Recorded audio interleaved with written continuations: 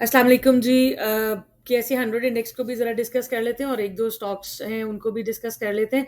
KSE 100 index मैंने बताया था कि ये ब्लू लाइन जो है, कल की वीडियो में मैंने बताया था कि कल की जो कैंडल बनी है वो उसने काफ़ी पॉजिटिविटी दिखाई, कोई 14-1500 प्लस भी गई। उसके बाद फिर नेगेटिव हुई।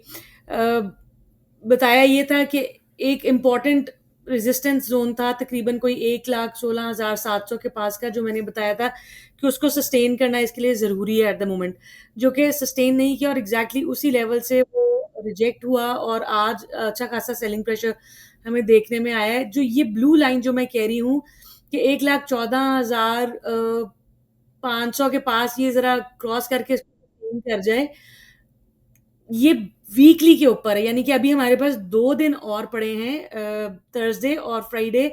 उन 2 दिनों में हम देखते हैं कि किस तरह से मार्केट बिहेव करती है। उम्मीद है इंशाल्लाह शायद ये इससे ऊपर क्लोजिंग देते तो that would be a positive sign. Otherwise इसकी इमीडिएट सपोर्ट जो है ये यही वाली बनती है 1,14,200 से 1,14,300, ये रेंज मेंशन की हुई है। इन वर्स्ट केस ये 1,12,400 के पास से लेकर 1,14,200 के पास जो करंट इसके लेवल है, इसके पास पास से ये यहाँ से रिवर्स भी कर सकती है। अदरवाइज जो 1,09,500 का हमारा स्टॉप लॉस है वो अभी भी वैसे ही है। मैंने ये मेंशन कर दिया कि 1,14,624 से ऊपर weekly closing would be a very positive sign. So let's hope for the best. एक चीज जो थोड़ी सी कंसर्न है मेरा, वो ये है कि वीकली और डेली के ऊपर बेरिश डाइवर्जेंस बनी हुई है। जब तक वो सिंक नहीं होती है तब तक ये मार्केट रिवर्स करना मेरा ख्याल है थोड़ा सा मुश्किल है। लेकिन ये जो लेवल्स मैं आपको यहाँ पर बता रही हूँ, ये बहुत इंपॉर्टेंट लेवल्स हैं। ये अगर सस्टेन कर जाते हैं वीकली के ऊपर, या कल ये अगले 2 दिन में ये 1,12 से 1,14 के दरमियान में यहाँ पर ग्रीन कैंडल्स भी बनती हैं, तो भी हमें एक साइन ऑफ होप नजर आता है, आएगा इंशाल्लाह ताला। So let's see how the market will play. थोड़ा प्रेशर भी ले रही है ऑफ कोर्स, जो ये टैरिफ्स वगैरह का सारा जिक्र चल रहा है उसकी वजह से भी मार्केट प्रेशर ले रही है। और आज का फिपली पे देखते हैं, कल भी मेरे ख्याल फंड्स ने बाइंग की थी, मैंने बहुत डिटेल नहीं देखा बट थोड़ा बहुत व्यू लिया था उसका। और आज अब देखते हैं जब फिपीलीपी आता है तो इसमें क्या सिचुएशन बनती है। बहरहाल ये जो लेवल्स मैंने आपको बताए, 1,12 से 1,14 के दरमियान में एक सपोर्ट है इमीडिएट, और वीकली सपोर्ट, वीकली पे ये ट्रेंड लाइन जो है वो सस्टेन करनी जरूरी है। बीएनएल मैंने यहाँ पर जब ब्रेकआउट कॉल दी थी तकरीबन 16-17 के पास, यहाँ से ये तकरीबन इसने 25-26 का हाई लगाया, कंजेक्टिव 4-5-6 कैप्स लगाए और वापस इसने रिट्रेस किया। और उस टाइम भी मैंने इसके बड़े डिटेल एनालिसिस किए करके बताए थे कि इस रेंज को ये टच करके तो वापस रिवर्स कर सकता है। सो अगर अभी भी कोई एंट्री लेना चाहता है तो या तो फिर तकरीबन 1870 का स्टॉप लॉस रखे, और अगर उन्होंने स्प्लिट बाइंग करनी है तो फिर अभी एक तो इमीडिएट लेवल, एंड देन फिर ये 18 से 19 के दरमियान में अगर अगर ये लेवल आता है तो बाय करना बनता है। अदरवाइज फिर अगर ये इस लेवल को ब्रेक करता है, यानी कि वापस इस बॉक्स में आता है, तो फिर जाहिर है ये दोबारा थोड़ी सी कंसोलिडेशन में जा सकता है। नेक्स्ट है साजियो का मैंने लास्ट एनालिसिस शेयर किया था 28 जनवरी को, और वो लेवल्स अभी तक इंटैक्ट हैं। मैंने एक ये रेक्टेंगुलर बॉक्स बनाया था और उसमें बताया था कि इससे इसका चैनल बॉटम तकरीबन 930 के पास बनता है, और चैनल टॉप जो है तकरीबन 1100-1200 के दरमियान में कहीं बन रहा है। 1200 का लेवल तकरीबन बन रहा था। और आप ये देखें कि 28 जनवरी का अगर मैं लगाती हूँ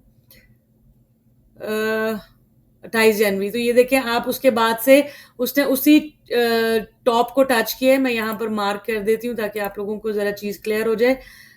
ये देखिएगा 28 जनवरी को ये था चैनल बॉटम, चैनल बॉटम से वो चैनल टॉप तक गया और वापस अभी यहाँ पर है। अब ये ब्लू लाइन जो है ये इसके लिए वीकली वीकली सपोर्ट है। इसकी तकरीबन बन रही है सपोर्ट 1062 से 1065 की रेंज आप लगा लें, और अपसाइड पर इसकी जो रेजिस्टेंस है वो तकरीबन 1120 से 1150 के पास है। बात वही है कि जब तक ये बॉक्स ब्रेक नहीं करता या अपसाइड या डाउनसाइड, तब तक ये एक रेंज में चलता रहेगा। अगर ये अपसाइड ब्रेक करता है तो फिर डेफिनेटली एक ये लंबी कंसोलिडेशन होगी, और यहाँ से फिर अच्छी खासी मूव तकरीबन 14-1500 तक भी दे सकता है। अदरवाइज फिर जो है वो ब्रेक डाउन है। लेकिन ये ब्रेकडाउन ज़्यादा नहीं लग रहा क्योंकि यहाँ पर वॉल्यूम्स बहुत ड्राइड है। सो डिस्ट्रीब्यूशन की एक निशानी ये होती है कि वहाँ पर हाई वॉल्यूम्स में जो है वो माल पकड़ाया जा रहा होता है। सो लेट्स सी इसको किस तरह से प्ले करते हैं। बहरहाल अभी के लिए जो लेवल्स मैंने मेंशन किए हुए हैं, अगर 1000 का लेवल ब्रेक करते हैं तो ये वापस अपने इस चैनल बॉटम को टच करने आ सकते हैं तकरीबन 930 के पास, 930 933 के पास।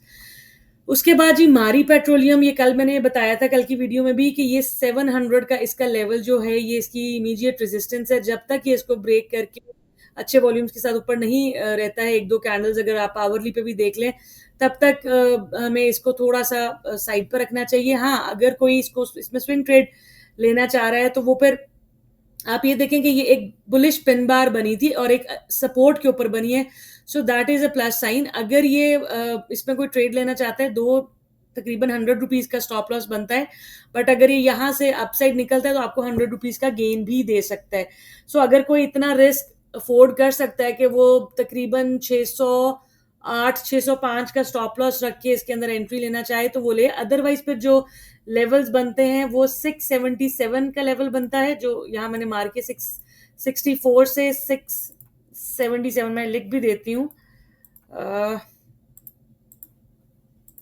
पहली सपोर्ट 664 से 667 तक बनती है और दूसरी जो सपोर्ट इसकी बनती है वो तकरीबन 650 के आसपास बनती है। 650 के पास में यहाँ लिख देती हूँ, नियर 650।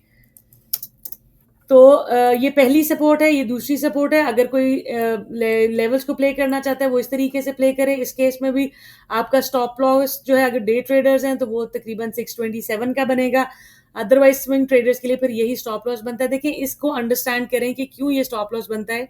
ये वो लेवल है जहां पर बायर्स ने नीचे तक माल उठाया है।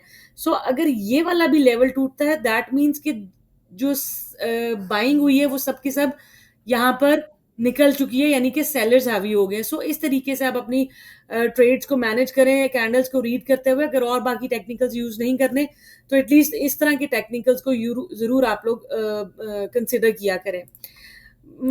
टेली का किसी ने पूछा तो मैं रफली थोड़ा सा बता देती हूँ कि टेली में अभी सिर्फ एक जो मुझे होप नजर आ रही है वो इसके लो वॉल्यूम्स हैं कि कंसोलिडेशन बॉक्स में वो लो वॉल्यूम्स हैं। सो यहाँ पर जब वॉल्यूम्स लगने शुरू हो जाएंगे तो यहाँ से प्राइस इंशाल्लाह बढ़ने लग जाएगी। बट अभी भी ये उसी चैनल में है, कंसोलिडेशन बॉक्स में है, जो मैंने तकरीबन कोई 1-1.5 माह पहले शेयर किया था। अभी भी ये उसी बॉक्स के अंदर है, अभी तक इसने ब्रेक नहीं किया है। ये जो ब्लैक लाइन है यानी कि तकरीबन 6.9, बल्कि आप 6.5 का आप रखें जहन में, 6.5 6.6 का लो जो है ये ना टूटे मंथली बेसिस पे। तो अभी मंथली में काफी टाइम है, लेट्स सी कि ये किस तरीके से प्ले करता है। और ये एक बड़ी इंपॉर्टेंट सपोर्ट इसकी बननी चाहिए।